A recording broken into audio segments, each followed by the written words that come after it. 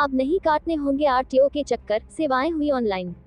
परिवहन विभाग की सेवाओं को भी ऑनलाइन कर दिया गया है।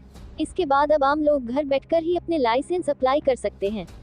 Regional inspector technical Naresh Kumar ने जानकारी दी।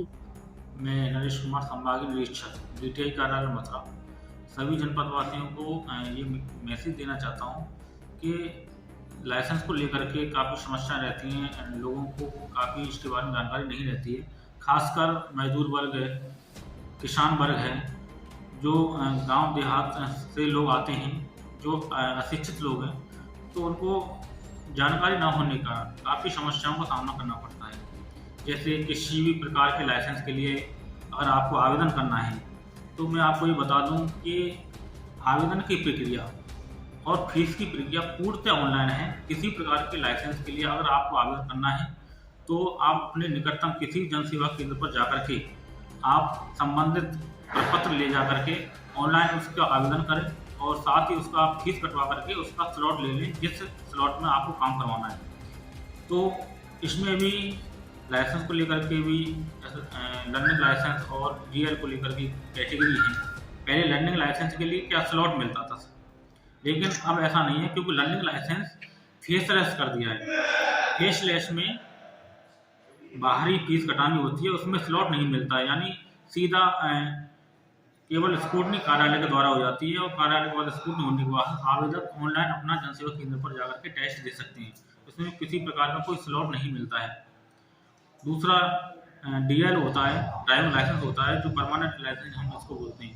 1 महीने बाद उसके परमानेंट लाइसेंस की ऑनलाइन आवेदन करें और उसका फीस कटवा करके स्लॉट लेकर के कार्यालय में आए, अपना स्कूटनी करवा कर टेस्ट दे करके, और जैसे फेल या पास होगी उसके बाद उसका निर्णय करने के बाद की लाइसेंस का अप्रूवल कर दिया जाता है।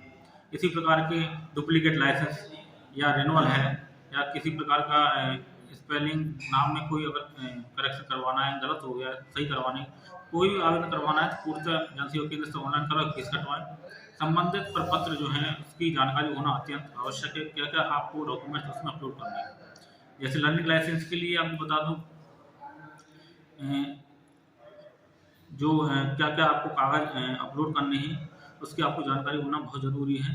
जैसे लर्निंग लाइसेंस के लिए अगर आपको आवेदन करना है, तो उसके लिए आधार कार्ड और पैन कार्ड नहीं है तो 10th की मार्कशीट की फोटोकॉपी सेल्फ अटेस्टेड करके फोटो और उसमें जनसेवा के द्वारा अपलोड कराएं और अपनी फीस कटाएं। ऐसे परमानेंट के लिए आपको ये करना है। और अगर हैवी लाइसेंस बनवाना है, तो हैवी लाइसेंस के लिए परमानेंट से परमानेंट लाइसेंस बन जाता है, तो उसके सही 1 साल बाद आप हैवी लाइसेंस की प्रक्रिया के लिए ऑनलाइन आवेदन कर सकते हैं। हैवी लाइसेंस के लिए परमानेंट लाइसेंस बनने से 1 साल का गैप होना चाहिए। दूसरा, उसकी आयु कम से कम 20 वर्ष होनी चाहिए। हैवी लाइसेंस के लिए पहले हैवी का लर्निंग बनता है, उसके बाद 1 महीने बाद हैवी का परमानेंट बनता है। परमानेंट बनने के लिए भी स्कूल में एडमिशन लेना पड़ता है, जो मोटर ड्राइविंग ट्रेनिंग स्कूल होते हैं उसमें एडमिशन लेना पड़ता है, और उसमें 1 महीने की उनकी ट्रेनिंग होती है, प्रैक्टिकली और थ्योरेटिकल ट्रेनिंग होती है। ट्रेनिंग लेने के बाद एक उनको 5 नंबर चालन सर्टिफिकेट प्राप्त होता है। इसको परमानेंट को लगवा करके अपना टेस्ट दे करके वो अपना हैवी लाइसेंस जारी करवा सकते हैं।